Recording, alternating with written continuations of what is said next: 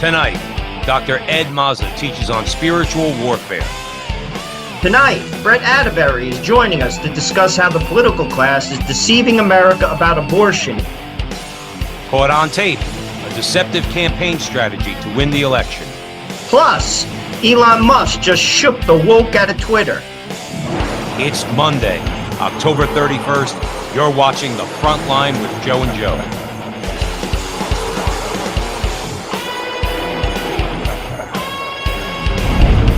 Frontline with Joe and Joe Pasillo and Joe Resinello. We are going into the breach, brothers and sisters, on the Crusade Channel, always on air and always online at crusadechannel.com, the last live radio station standing.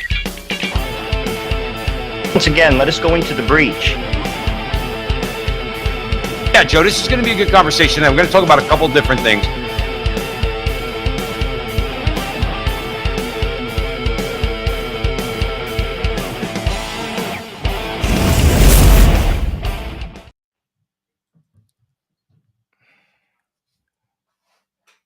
Hello again, everyone, and welcome back to the Frontline with Joe and Joe Pasillo, as always, joined by Joe Resinello, and we are going into the breach on the Crusade Channel, always on air and always online at crusadechannel.com, the last live radio station standing. Joe, since the beginning of our show, since we started venturing into this breach, I've always said, when you survey the landscape, it's like for guys like us who just love to talk, in Italian, they call us chiacchierones. We just want to talk, all right?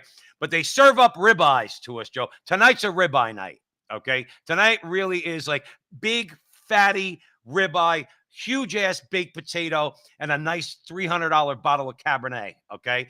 And everybody's going to understand what we're talking about because, first of all, remember last week, Lara Logan got banned from Newsmax, okay, because she turned around and described what we're going through here in America and the world, but America as a spiritual battle. Well, we have Dr. Ed Mazza that's going to come on the show, a friend of the show, and we're going to talk about that because it is a spiritual battle, all right? And we're going to get into all that. You have what we say all the time again is like if the Democrats actually told people the truth about what they stand for, they wouldn't get elected dog catcher. So what do? They tell their staffers to go out, that basically, or their staffers know to go out and lie about, in this particular case, in the example we're going to give, is Mark Kelly. His paid staffer was caught on tape by Project Veritas. Joe Resinello, God bless James O'Keefe, and God bless Project Veritas for all that they do, all right? So Mark Kelly's busted for being the liar that he is, okay? We're going to talk a little bit about Carrie Lake, and how she goes back at the press and turns their lies against them. And she backs it up, of course, which is why they hate her. And finally, tonight, we're going to have a good conversation, Joe, about something that I think is absolutely enormous. This is probably the biggest part of our ribeye dinner tonight, Elon Musk taking over Twitter.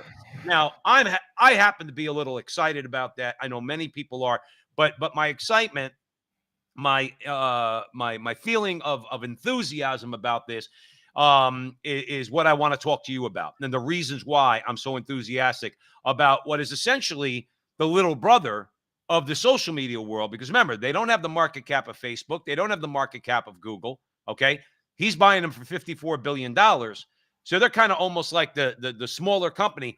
But this is a big move. We're going to get into that. So welcome all, and thank you all for joining us here. Remember, wherever you find Joe and I, wherever you see Joe and I, right now we're primarily on YouTube. I mean, after what I just said, Joe, we're exploring Rumble. We are on Rumble, and anybody watching us on Rumble, welcome to the Frontline with Joe and Joe. But anywhere you find us, please help us out. Like, subscribe, share, leave a comment, do all that fun stuff. We feel like we have something to say. We have a pretty good audience, all right? And our audience thinks we have something to say. We're excited to be here all the time. So having said that, we're going to jump in right now. We're going to bring in Dr. Ed Mazza, okay? Because we're going to talk about spiritual warfare. If anybody, Joe Resinello, denies that this is a spiritual battle, I think their head's in the sand, or they're blinded by probably by politics, okay? So Dr. Ed Mazza, for those of you who don't know, he's been on our show. If you go to our YouTube page, you'll find at least a couple of interviews we've had with Dr. Mazza. He's a full professor of history at Azusa Pacific University in LA, where he taught, he's a former full professor, where he taught ancient, medieval, and Renaissance Reformation history. Mazza is the author of The Scholastics and the Jews by Angelico Press. In addition, he's produced teaching videos shot in Athens, Ephesus, Istanbul, Palermo, Naples, Venice, and Rome. I wish I could travel like Dr. Mazza. Just want to throw that out there to you. And he is also the organizer of Christ Among the Medieval Mendicants, a 2013 conference commemorating the 750th anniversary of the Barcelona debate and the institution of the Feast of Corpus Christi. There's so much more to say about Dr. Mazza, but we only have him for a short time. So let me welcome him in. Dr. Edmund Mazza, welcome back to the Front Line with Joe and Joe. Oh, thank you, gentlemen. I guess you wanted somebody scary for Halloween. No, you're great. You're Italian. You're from Ozone Park. That's scary enough, Ed. Well, listen, if you went and talked about spiritual battle on Newsmax, if they were to have you there, guess what? You are scary. They would ban you because they banned Lara Logan. So Wow. That's what we're going to talk about in a more substantive way than that. But I think it speaks volumes about what's going on out there. So with that, we're going to talk about the spiritual battle. Joe Resinello, I'm going to hand it over to you. Dr. Ed, as Joe said, I mean, sadly, some Catholics are downplaying the perils of all things evil. Many people don't believe in the devil. Many people don't believe in the reality of hell. How best can Catholics witness to this spiritual battle? Because it is a spiritual battle, as Joe P. said. Well, that's the first thing. Folks have to realize that we are in a battle, that we are the church militant. And as St. Paul says, we're not battling against flesh and blood. We're battling against the principalities and the powers in the other dimension, right? We're dealing with evil spirits and the devil. And now for people who think that that's ridiculous, or that's, Dana Carvey playing the church lady on Saturday Night Live, or if you're a little older, you might remember Flip Wilson used to play a character called Geraldine. She used to say, "The devil made me do it." But it's right there in the Catechism of the Catholic Church, right? It says, quote, "The whole of man's history has been the story of dour combat with the powers of evil." Yeah, stretching, so our Lord tells us, from the very dawn of history until the last day. And then just to finish the quote, the Catechism says, "Finding himself in the midst of the battlefield, man has to struggle to do what is right, and it is at great cost to himself, and aided by God's grace that he succeeds in achieving his own inner integrity." So we have it in Scripture, we have it in the magisterium of the Catholic Church, and now it's time for us to all realize that and be cognizant of that. Well, Dr. Edmund Mazza is joining us here at the Front Line with Joe and Joe on the Crusade Channel. Let me ask you this. A large portion of our audience look at Joe and I as being mainly political and cultural commentators. They might be saying to themselves, why are you guys talking about the spiritual battle? I would put forth, and I'm going to throw it right back to you, Dr. Mazza, because the spiritual battle plays itself out through politics and culture, period, exclamation point. Okay. I always quote that at the Front Line with Joe and Joe, Catechism, I believe it's 409. Okay, because that is Marx said that all of human history is a history of class struggle. Okay, the feminists say that all of human history is a struggle between or is a matter of oppressing women. The Catholic Church, as always, has it right. No. This is a spiritual battle manifesting itself through our politics and culture.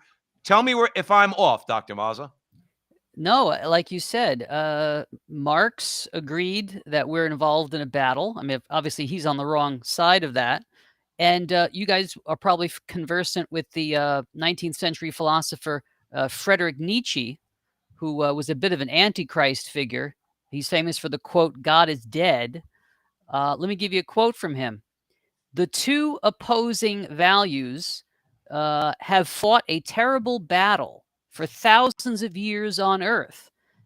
And although Christianity has been dominant for a long time, there is still no lack of places where the battle remains undecided." And he goes on to say that there's no greater battle, there's no greater event in history than this battle. Rome against Judea, Judea against Rome. And by Rome, he means pagan Rome, because Friedrich Nietzsche was a guy who wanted to return to paganism. And he blamed Christianity for being a Jewish religion that promotes the widows and the orphans and the handicapped.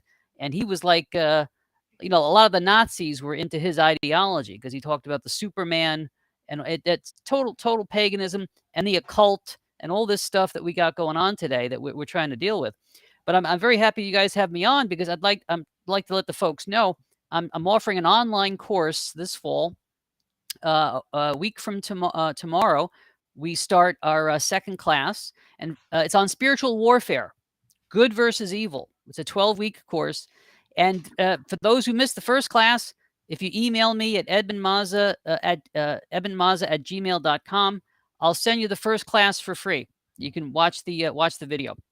Well, there's a deal for you. And again, these are the things that we have to do as Catholics. We have to get this information. We have to absorb it into our brains, and then we have to fight accordingly. Because I'm glad you brought up Nietzsche. It's like, it's like with the new atheists. They understand exactly like Nietzsche did, that the battle of ideas is between Christian ideas and ideals, okay, and pagan ones. They just simply, their suggestion is, well, we need to move beyond Christianity. Well, Nietzsche said that. Yep. He talked about the transvaluation of all values. You got it. Okay. We're living in it.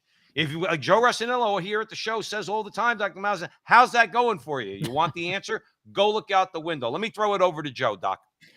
Well, I always try to step back, sometimes while we're having these conversations, and think, what's someone like thinking, like a third party listening? To your point, they say, what are you talking about? Spiritual battle. What is this? What is it? Well, all men have a proclivity to sin. That includes the three of us. And God came into the world, Christ, to help us with that. And he gives us tools. And this is why it's a spiritual battle. All of us, myself at the front of the line, can contribute to the darkness of the world. So what does God do? He gives us tools: prayer, scripture, sacraments, rosary, fasting. Why? Because it keeps our eyes open. It keeps our hearts pure. It keeps our consciences soft. It keeps, to be honest with you, as you know, Dr. Ed and Joe, sin dulls the intellect. And that's why it's a spiritual battle. We need to utilize those tools that the church gives us. Talk about that, because there lies the answer. There lies the answer. A lot of people may not realize this, but the great author J.R.R. Tolkien was a devout Catholic. And in The Lord of the Rings, Frodo is struggling throughout the stories, because he's got to carry this burden of evil, and he's got to destroy it. And that's the thing. He's always tempted by the ring. And so it's like Tolkien was trying to analogize, if you will, original sin. So the very people, you and me, all of us, who are called upon to fight the powers of evil, might very well succumb to it ourselves. And that's the challenge. How can you fight against evil when you're actually wounded? And that's why we need grace. Then that's why, as nice as some libertarians are, some of them are atheist libertarians. They don't see the place for God. They don't see the place for the supernatural. And I would, humbly say that if we go back and we study history, why is it that the tyrants have always been trying to stamp out Christianity, and they've never been able to do it? Because the more you create martyrs, that's the seed of the church. The blood of the martyrs is the seed of the church. And so whether we're talking about the Roman Emperor Nero, whether we're talking about the French Revolution, whether we're talking about the communists, the atheists and the pagans have always been trying to stamp out the light, and that's Jesus Christ, and his body is the Catholic Church. So the church gives us the weapons that we need. Like you were saying, Joe, the rosary, the brown scapular. These are things that we need to use and utilize, because we're in a war where there are higher intellects than our own that are at work here, the fallen angels. So we need the St. Michael prayer. We need to stay in a state of grace, first of all. So we need to get to confession and confess all our mortal sins. So you got to, as St. Paul says, you got to put on the armor of faith. You got to have the sword of the Spirit. You got to be in this thing. Dr. Edmund Moss is joining us here at the Frontline with Joe and Joe on the Crusade Channel. Doc, I want to talk, because some people might think, that when we talk about the enemy, you mentioned Ephesians 6, okay, we are not fighting against flesh and blood. All right. I've prayed in front of abortion clinics where the other side is right up in your face, mocking, yelling, screaming, all shrill and everything else. Talk about the need as Catholics to remember that those people are not our enemies, that those people are lost, they're blinded, maybe wounded, maybe deep in sin. Many of whom are probably Catholic and never have gone to confession, whatever it might be. Talk about the need to not react like the enemy does, okay, with any sort of, let's say, aggressiveness.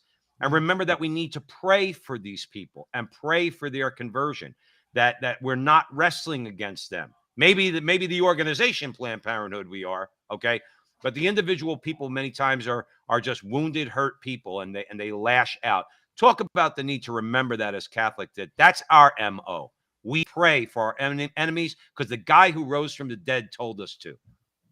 That's it. We call ourselves Christians, which means we follow the example of the Master, Christ. And what did Christ say? He said that there are certain demons that only come out through prayer and fasting. So Our Lady of Fatima asked the little children, are you willing to offer up your sufferings for the sake of saving souls from hell, from going to hell? And they were little kids under the age of 13, right? Right. Francisco had to say many rosaries in order to get to heaven. That scares me sometimes. But yeah, our Lord was compassionate, and he exorcised the demons from people. Then the people were free; they were liberated. And when he was on the cross, he said, "Father, forgive them, for they do not know what they're doing." So we follow that example. We offer up our sufferings to save those that are entrapped by the devil, because on some level, at some point in our lives, we've all been entrapped by the devil, and we've needed somebody to pull us out. We can't pull ourselves up by our own bootstraps. I'm glad you said that, Dr. Edmund Mazza. We can't do it ourselves. Apart from Christ, we are nothing. We can't do anything. Okay, so we have to remember that. And that Joe brought it up as far as what the church offers, and that's what you're here talking about at the front line with Joe and Joe. We probably have time for one more question, Joe Resinello. And before we get to it, remind everyone where they could find you, sign up for your courses on church history and world history. Exactly. Go to edmundmazza.com, EDMUNDMAZZA.com. You can sign up for our 12-week spiritual warfare course. And I've also got a 12-week Pope history course. We're going to be looking at different questions about the papacy, which is so front and center right now. And then I'm going to be offering an Advent course. I guess I can broadcast to the world what the Advent course is going to be for the 4 Sundays of Advent. We're going to be talking about the secrets of Fatima, the second secret about Russia, and then the third secret, which is about funny business going on in the church. So, and like I said, if somebody actually emails me at edmundmazza@gmail.com, I'll send you the first spiritual warfare video for free, no obligation. Awesome. Joe Resinello, we got one more question. Ed, first of all, we love you. You're always welcome on the Ditto. show. You're Italian. You're an East Coast guy in my book, even though you live in California now. We love you. Amen. Real quick, spiritual warfare begins and ends in the family. Why is that so? And how do we strengthen our families? So the serpent attacked the family. Before there was a government, before there was a society or a community, there was the family. And the serpent attacked our first mother and tricked her. And then Adam cooperated, our first father. And Jesus is the new Adam. And Mary is the new Eve. All right. So the Old Testament kind of predicts what's coming for the New Testament. Adam and Eve said yes to the serpent, to the devil, to a fallen angel. And we suffer the consequences, right? Sickness, death, life's problems. Life was not supposed to be the way it is. But Jesus Christ and Mary said yes to God. And the resurrected body of Jesus that can walk through walls is what our bodies were supposed to be. But even though physically we have fallen and spiritually we have fallen, we have a tendency towards evil because of the after effects of original sin. Baptism takes away original sin. And then even in baptism, what does the priest say? Do you reject Satan, right? Do you reject his pomps and his works? So from the very beginning, it's been a battle against the family. And Sister Lucia of Fatima said to some cardinal that the devil's final battle is going to be against marriage and the family. And we're seeing that play out right now. Dr. Ed Mazza, we could talk to you for hours. Unfortunately, it is radio, and we got to go. But you're well, as Joe said, you're welcome on the show. Dr. Thank you, Edmund gentlemen. Mazza. Make sure, Doc, one more time, your email that people could write to you and obtain that first video for free. Yeah, just email me. Shoot me an email, Edmund Mazza, EDMUNDMAZZA @gmail.com. Or if you want to find out more information about the classes and enroll online, go to edmundmazza.com. All right, Dr. Ed Mazza, thanks for coming, brother. We'll talk to God you bless. soon. God bless you. All right. Always great, Joe Resinello, having Dr. Edmund Mazza come on the show. The spiritual warfare is what we're engaged in. Everybody's got to realize it. Now, obviously, Joe, central to that spiritual warfare is abortion. Okay. And quite frankly, you know, the Democrats, now we're getting back to being a little bit political, Joe. The Democrats, they don't want you to know what their actual views are on abortion. They just keep calling everybody else extremist. Okay. Well, guess what?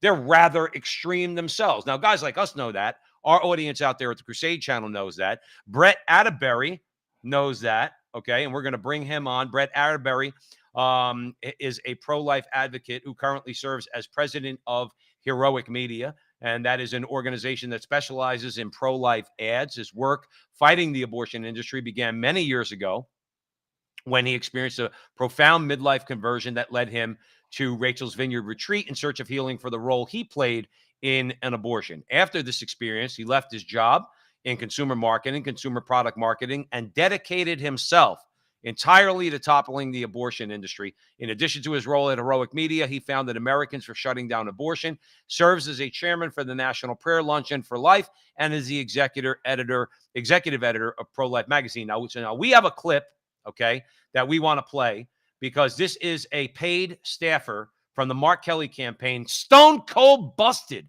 as they say in North Jersey, okay, talking how Mark Kelly has to lie. Jonathan, play the clip.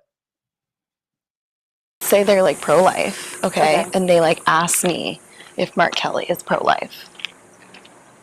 Yes. Say yes? I would say Mark Kelly is pro-life, but also pro keeping the government out of our healthcare. Okay. I don't know, something stupid like that. Even though he's not pro-life. Oh, absolutely, he's not pro-life.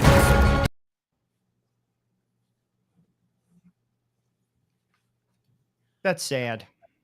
You know, Joe Resinello, the bottom line is it's sad, but I get a charge when they get busted lying, okay?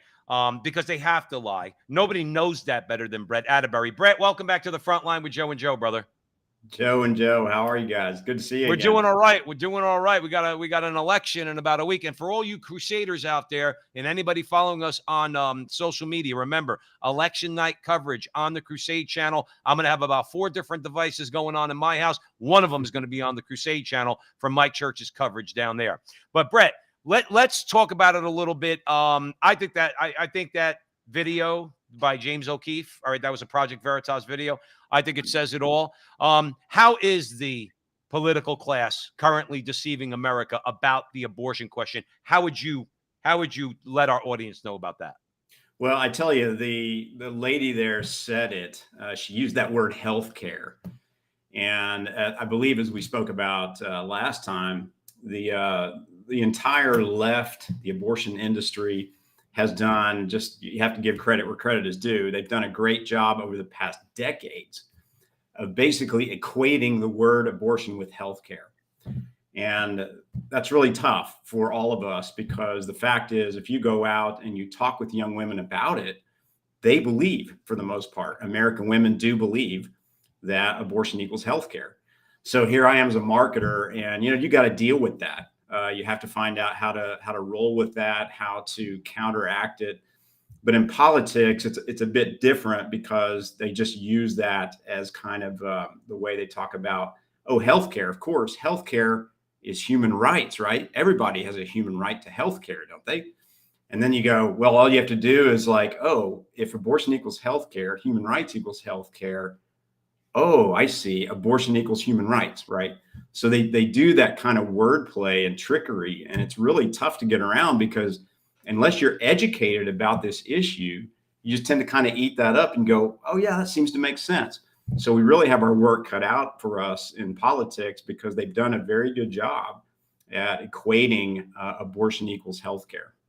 Well, their master is the father of lies, and man, Absolutely. does he lie really, really well. He sells those lies better than anybody in history. Okay. Yeah, and Um, when you tell most people that don't really think about it and work with it, you know, we're all educated, so we talk about the truth with the capital T.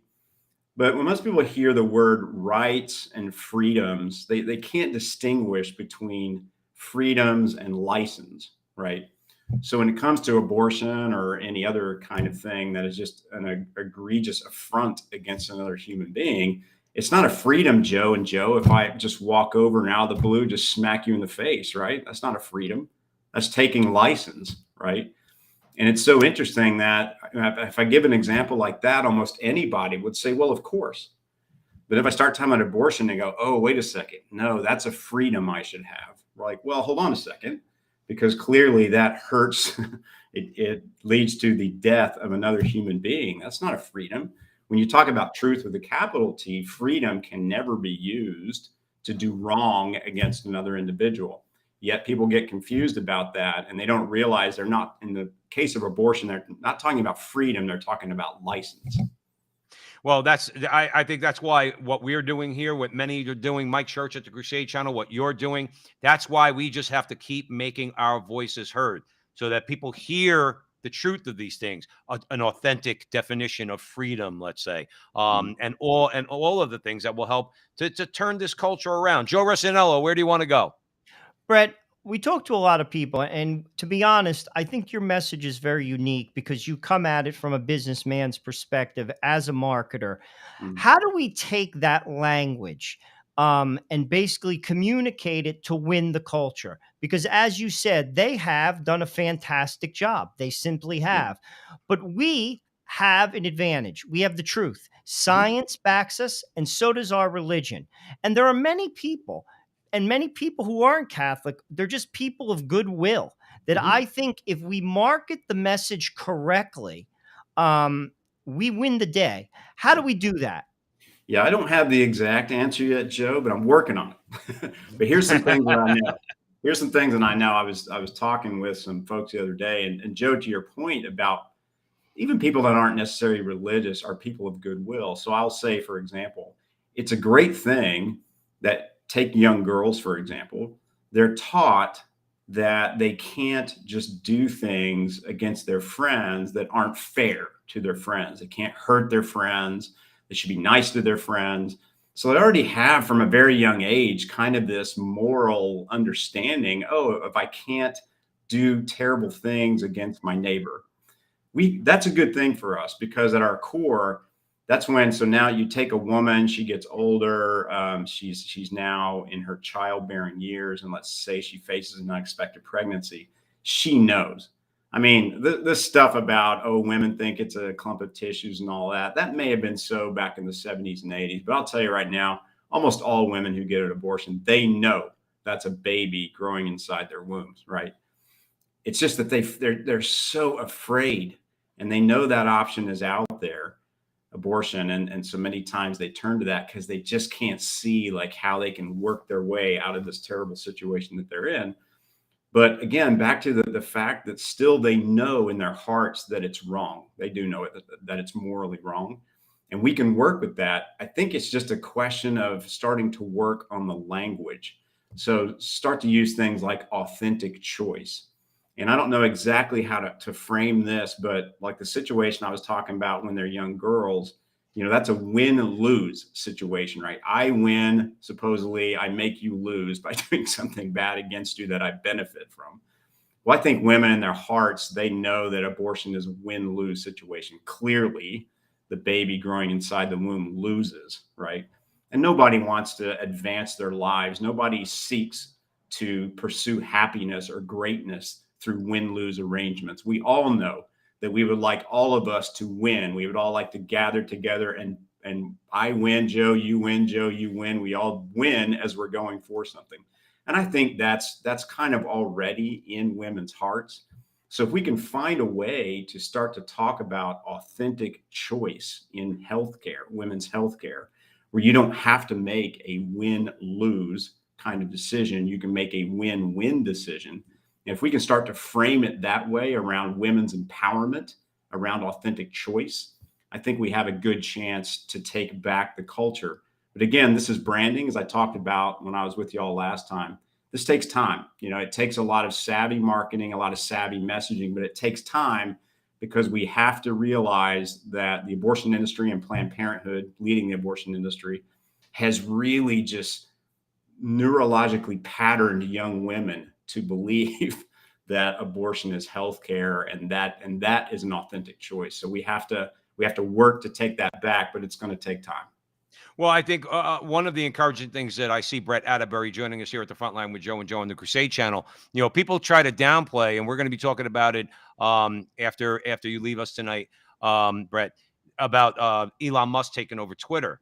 Okay. Now, some people say, well, what does that have to do with anything? Because if you speak the truth about abortion, YouTube takes you down or has your video labeled misinformation.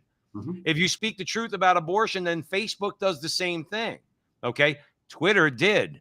Not no mo, as they say, okay, because now that's going to be an open platform. So, you know, getting that message out there, we find it to be very encouraging that people like you who are out there literally on the front lines, okay, and trying to change the culture through that marketing savvy you were talking about. Well, I think we're going to have the means with which to do it on a higher level now, because Twitter's not going to be censoring people. Now, I just wanted to throw that in. So now you have these pregnancy termination pills. Okay. So I guess that's what we're hearing about now.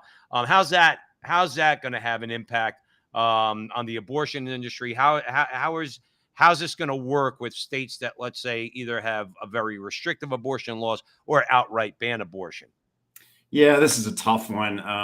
When I talk with people who have been especially in pro-life for decades sometimes, and I start to talking about these, I think you call them abortion termination pills. There's lots of words for them, but what's kind of known in the vernacular, commonly used, abortion pill.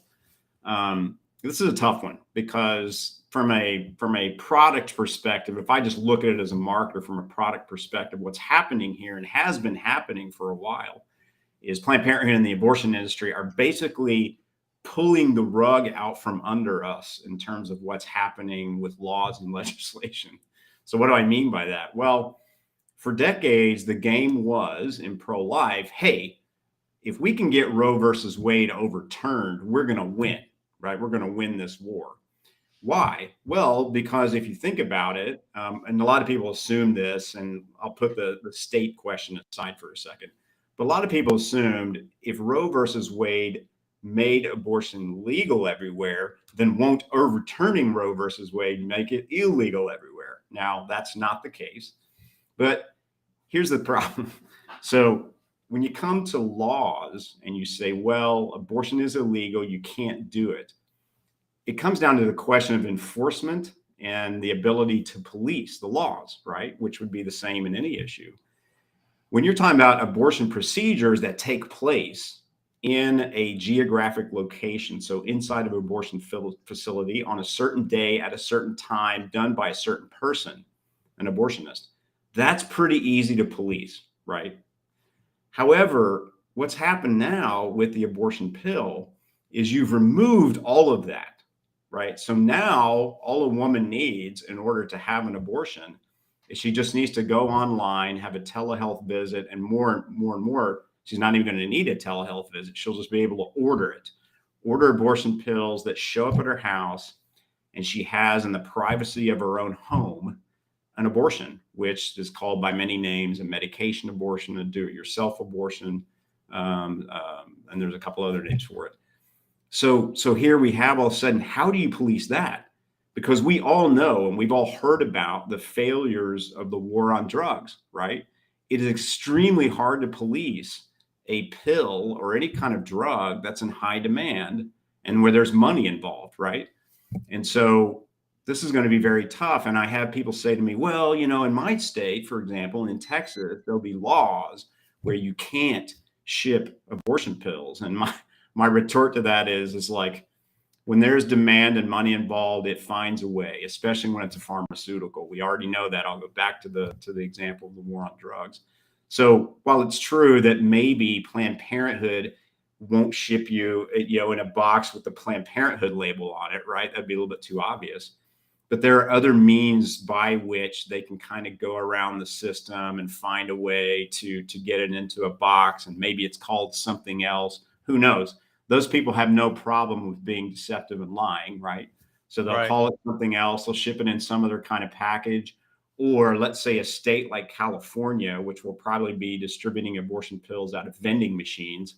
So Cindy here in Texas calls her friend Valerie out in California and says, hey, you know, send me some of those.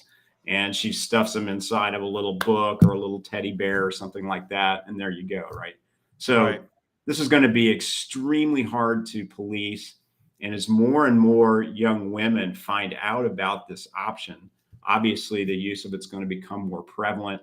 So I'm just, this is why I think we have to work on taking back the language. We have to work on marketing. We have to have a message in women's heads of a brand, for example, that becomes their preferred brand before they face an unexpected pregnancy, so that when they do face an unexpected pregnancy, they contact that brand and not Planned Parenthood. Absolutely. Brett Atterbury is joining us here at the Frontline with Joe and Joe on the Crusade Channel, always on air and always online at crusadechannel.com. Joe Rossinello, we probably have time for one more question for Brett. Doesn't sound too safe, Brett, these pills. Just talk about the dangers real quick, and then please tell everybody where they could find you at Heroic Media and buy your book, Your Pro-Life Bottom Line. Okay. I just want to say I'm not a doctor, but some well-known risk of these pills. I'll give you an example from the work that I do.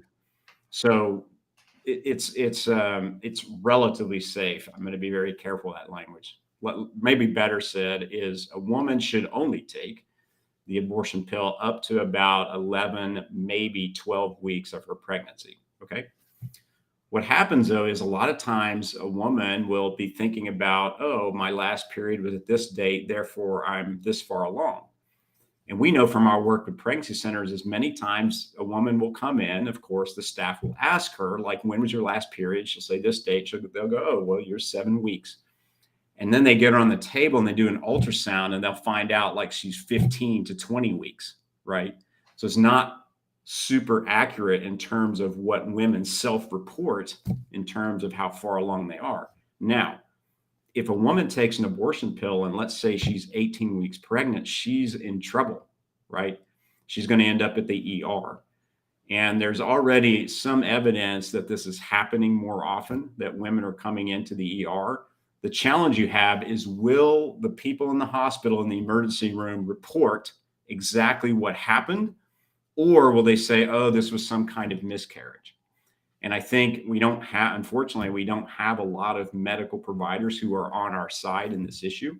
And I think what they're going to do is they're basically going to be deceptive and not be honest about it and not report exactly what happened, is to say, oh, you know, she came in, she had a miscarriage, and then that was it. Right, right. You could already see that happening, Brett. You know, just like they've lied for the last 50 years. You know, they're going to, you know, I don't understand, or maybe you know, like when you think about the you know, Laura in the chat room says so evil. It's just the way they promote baby killing is like, you know, and they do it. It's become a sacrament to them. It's blood sacrifice. That's why when I say that abortion is Satan's crown jewel, I mean it. It's like these people, this is a sacrament. It truly is like the pagans of old, like blood sacrifice. It's disgusting.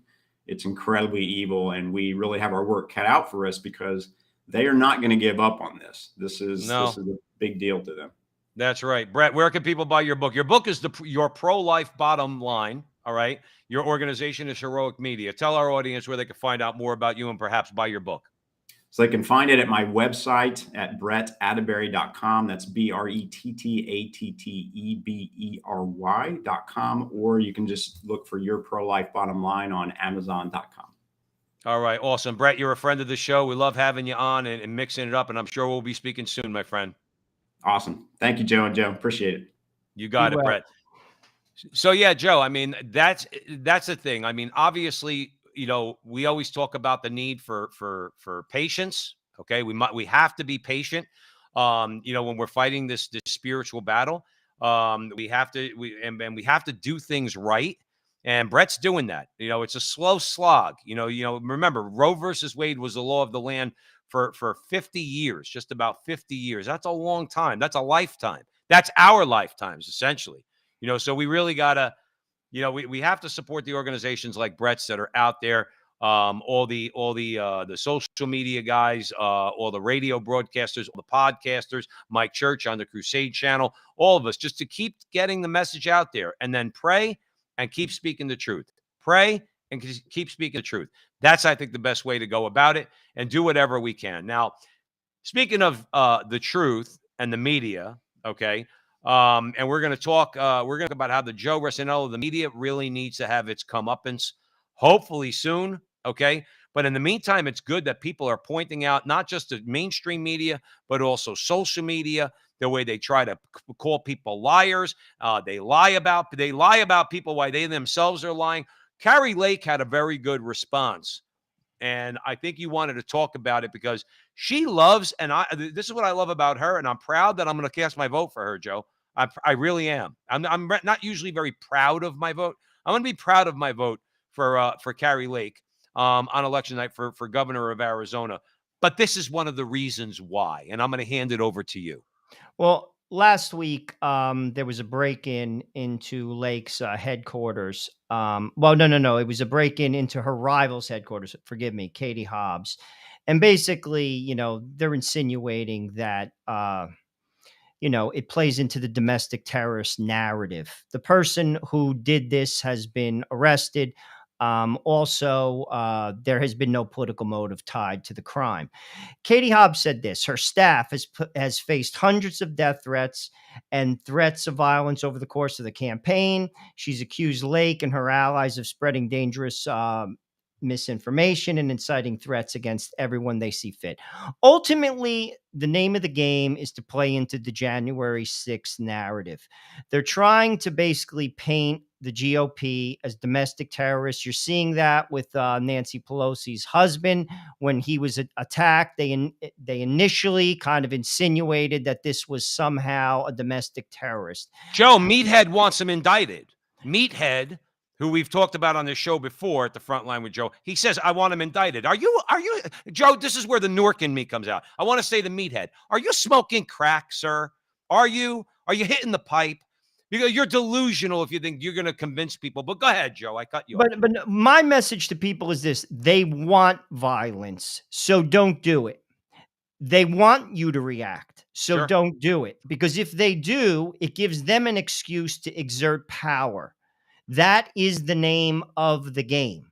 I watched a documentary this weekend on John Paul II when he went to Poland after he became the Pope.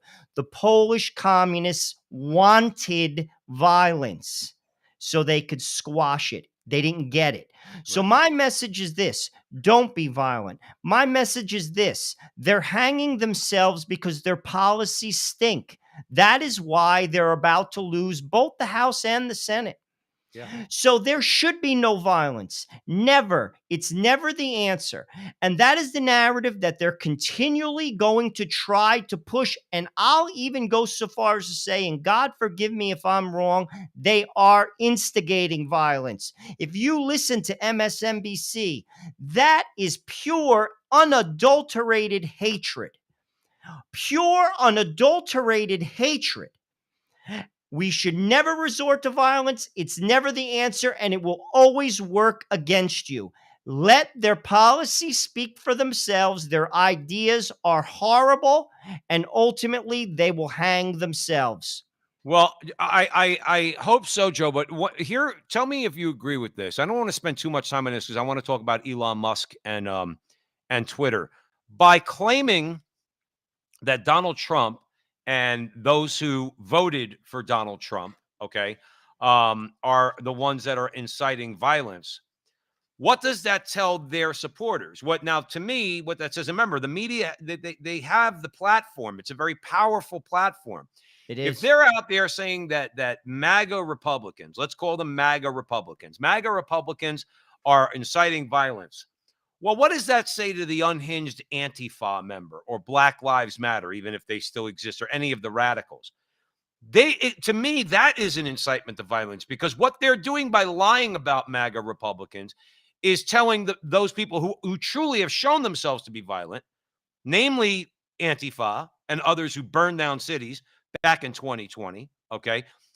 They're giving them the license to go out there and commit harm against those who the media is telling them are the violent ones. Do you know where I'm going with that? Like, this is why this is why the media has to somehow, some way, Joe, under the law. I'm not a scholar, a constitutional scholar. I don't know how you would do it. Okay. The media's got to be reined in. The bar has to be lowered on the things that the media can actually get away with and what they could say, so that it can open them up to costing them money, which, as you always just tell the audience here at the Crusade Channel, is that's the way to push them back on their heels. Start costing them money. Joe, one final comment from you before we move on to Elon Well, Musk. I agree. The media should be able to say whatever they want, first of all, because we believe in freedom of speech.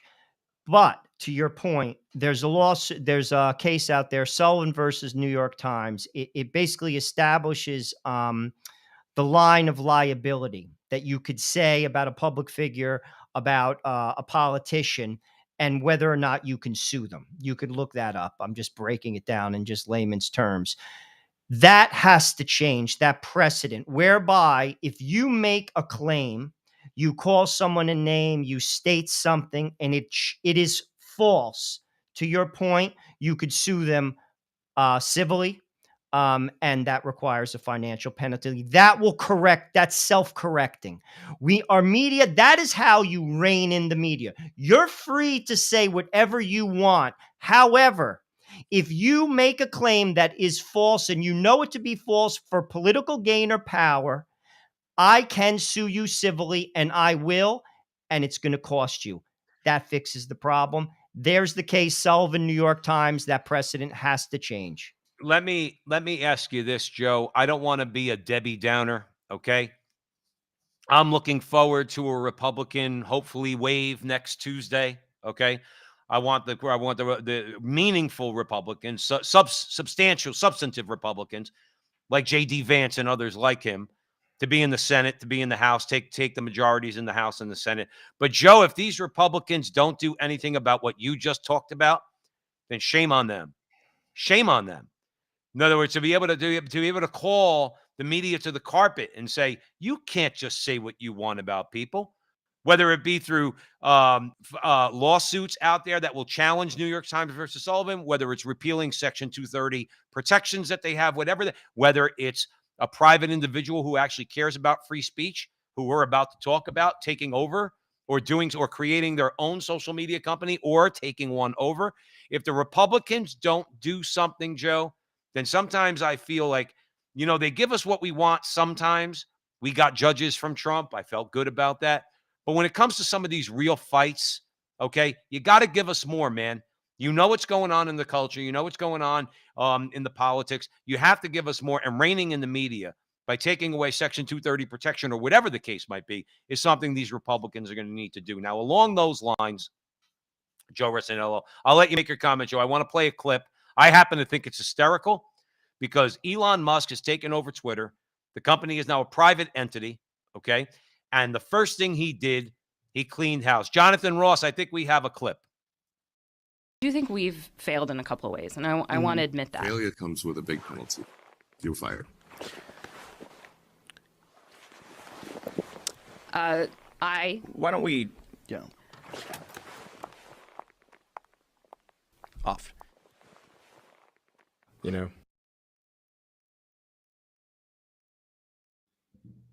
Joe, I'm sorry, that's hysterical. And her name, by the way, is Vijaya Gadde. And what was the CEO's name? Paresh Agarwal, I believe. Okay. Escorted out of the building. Okay. Elon Musk's first day. The corporate attorney. All right. Out. See you later. Okay. Elon Musk is shaking it up. He's just taken $54 billion, bought Twitter. And that, Joe, I'm telling you, some people say, well, it's a bad investment for him because automatically he's going to lose $18 billion. He's going to decrease it. Joe, he doesn't care. You know why? If he does what he wants, if he does what he intends to do, okay, I'm telling you right now, Twitter is going to gain much more of a following and start to gain very, very heavily in the social media as far as their market share is concerned, because people are going to feel confident, like Frontline with Joe and Joe and others out there, that when you post something on Twitter, their algorithm is not going to shut you down. I am applauding this transaction, and I think it's going to be a good thing because free speech, which is fundamental, all right, is going to be nurtured on Twitter moving forward. Joe Rossinello, what say you?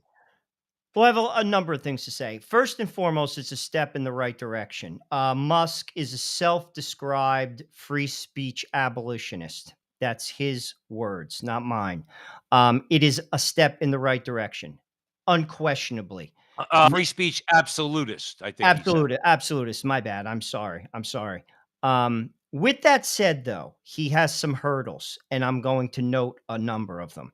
First and foremost, he has advertisers. This is what he stated, Elon Musk, in a letter to his advertisers. Twitter obviously cannot become a free-for-all hellscape where anything can be said with no consequences. In order for him to be successful as a businessman, he needs advertisers. He knows that. He also knows that people will pull the plug. I say this all the time. The answer to move the dial is financial leverage. They use it, and they will use it against them.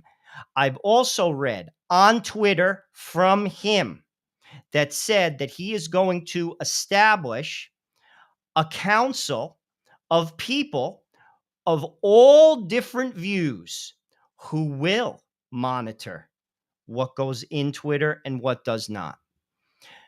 I'm just telling you some facts. Thirdly, this is what the EU, I'll give you his name. His name is Thierry Breton. He is the EU industry chief. He said, and I'm quoting, in Europe, the bird will fly under EU rules or it will face financial penalties. So what I'm saying is this: we cannot think that this is going to be a free-for-all, because it's not going to be. Elon Musk is a businessman. He wants to make money. He did not buy this to not make money. And the powers that be are going to come after this man like hell unleashed. And I just named two. And believe it. So, are we going in the right direction? Absolutely. Is it something that's going to improve the landscape of free speech? Absolutely. But to use his own words to his advertisers, this will not be a free-for-all, and it won't. Don't Well, expect Joe, it to be. let me ask you this. Okay, you wanna shut down Black Lives Matter? Okay, you want to shut down Antifa? Hey, you want to shut down some right-wing groups? Okay, go ahead. I don't care. Here's what I don't want. When I believe that there's evidence, because I have eyes to see and ears to hear, that there might have been some irregularities. Let me be generous for a second, okay? During the 2020 election, I don't want to get shut down. That's something you have to argue with in a public place. I'm not a Nazi. I'm not a communist. I'm not inciting hatred or violence towards anybody. I'm expressing my view in a public forum, okay? You got a problem with it? Argue with it. Those are the things that I want said. On abortion, we talked about it with Brett Atterbury, okay? I don't want to hear that there's abortion misinformation. We as Catholics have a voice and a perspective on abortion that we want to be known, and we don't want you telling us that what we're saying is misinformation, because it's not, because everything we say is the truth on the matter of abortion. Everything Planned Parenthood says is a lie when it comes to abortion. Don't accuse me of misinformation and take down my page. Don't ban me. See, those are the things that I'm hoping Elon Musk is not going to mess with. And if the EU does, then we need to have a strong government in place, okay, here, that tells that basically tells the EU, back off. Back off. You Italians, you Germans, all you oligarchs in the EU. You're not telling an American company that allows for a free speech platform where people on all sides can debate these things, that they have to shut down if let's say they don't like what I'm saying when it comes to elections or vaccines or COVID or abortion or gay marriage or any of it. Those are legitimate positions for me to take. And I hope Elon Musk is going to fight against them for me to go on his platform and make our opinions known and welcome a conversation. Welcome a conversation. You got a problem with our position on abortion? Don't censor us. Argue with us. And if you try to censor us, then it just shows that you're a coward. Joe, we only have a couple minutes left. I'm going to throw it over to you for a couple final comments. I think he'll do what he can, but I wouldn't expect the world. Obviously, Donald Trump used Twitter to get around the mainstream media. The mainstream media is part of the uniparty. I call it the uniparty. You mentioned earlier Republicans doing anything. The elites run everything in the world, and they lean left, Joe, and they provide the financial resources to make the ball roll. And that's why Mitch McConnell does nothing, because he knows where his line is. And that is what the majority of the Republicans do. They are Republican until the people who give them money tell them they can't be. And until America returns back to the people and throws special interests out of government, expect nothing. Expect nothing. The voices like Elon Musk, like J.D. Vance, like Rick Kelly in Florida will be attacked by the powers of hell themselves. Mm-hmm. And we have seen this. The weight of the world came after Donald Trump because people don't give you power. Power is taken. And people who are powerful aren't giving it up, particularly to people. And they will do everything they can, and they have the means to do it. And until this country throws out special interests, if you're expecting political gains, we'll see small ones.